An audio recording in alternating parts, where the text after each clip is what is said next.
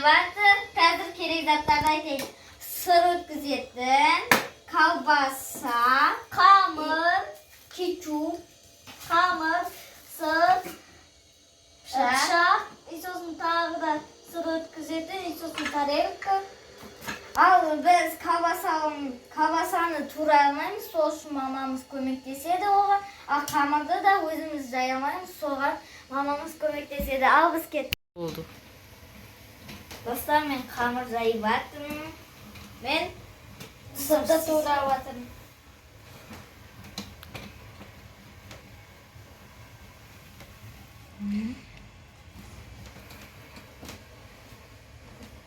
Қамырымыз өте күшті, жұқа болып тұр.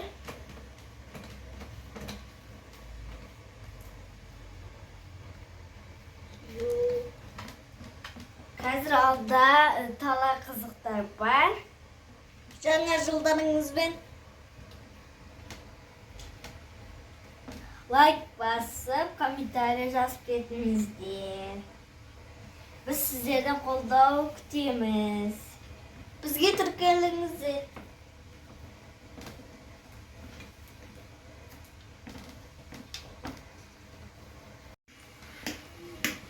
Мен жайып болдым, енді пішіп кетпеу үшін вилкамен істеп жатырмын.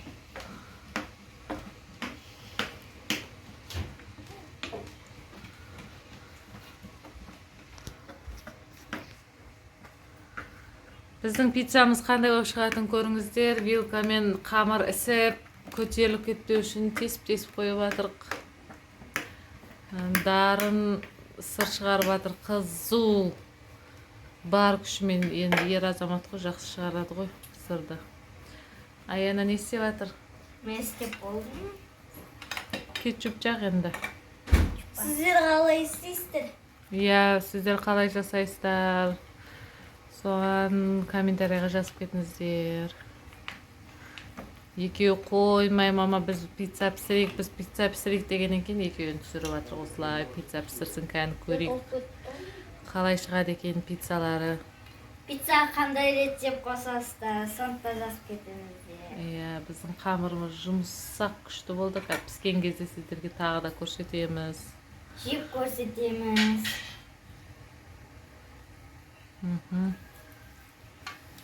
Осылай жаймен негізі қызықса үйрете берген дұрыс балаларға. Бірақ үйде үлкен адамдар болмаған кезде пісіруге болмайды. Себебі күйіп қалуы мүмкін. Күйіп қалуы мүмкін. Пышақ ұстаған кезде қолын кесіп алуы мүмкін. Сондықтан үлкен адам жоқ кезде ешқандай нәрсеге жоламау керек. Үлкен адам бар кезде сол үлкен адамның қарауы бойынша осылай жасап үйретсеңіздер болады. Үйренсеңдер болады. Балалар, қыздар, бізді көріп жүрген. Осылай үйрете берейін дедім. Әрине баланың қызығушылығы болу керек оған. Біз осылай кетчуп жағып алдық. Күшті болып жатыр. Дарын сырды шығарып жатыр. Аяна да сыр шығарып жатыр. Дарын колбасасын салып жүресің ба? Осындай.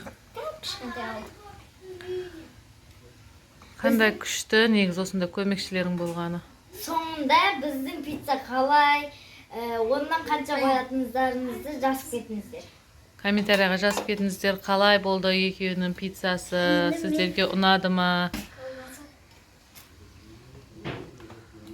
Біз мынау колбасаны майда-майда тураймыз, өйткені жегенге ыңғайлы болсын деп. Үлкен болса жемейді, біздің балалар алып тастайды колбасаны. Әсіресе бізде Мансұр. Енді үйде помидор болмай қалды.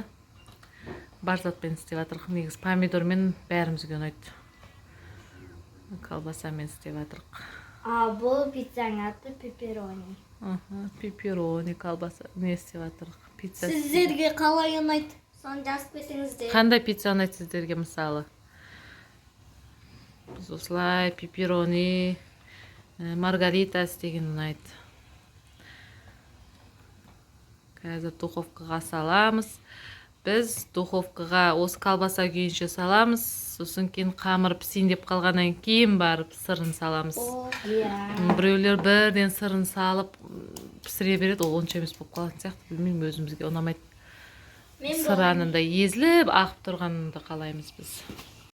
Біздің пиццамыз осылай пісті. Енді бетіне сыр саламыз. Толтырып сала бір аха, аяна.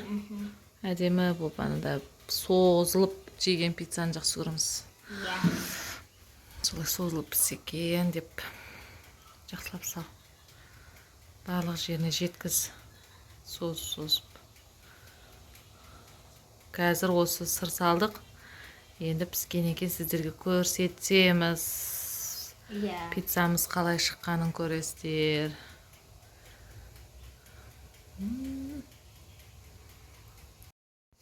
Біздің пісірген пиццамыз көріңіздер. Жек көреміз. Созылып аттыр мұны. Күшті.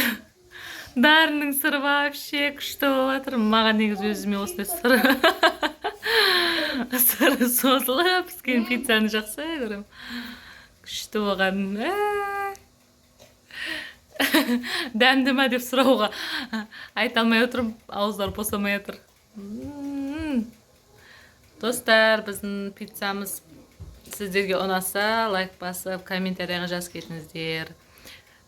Рецебін сұрасаңыздар, жазып жіберем комментарияға.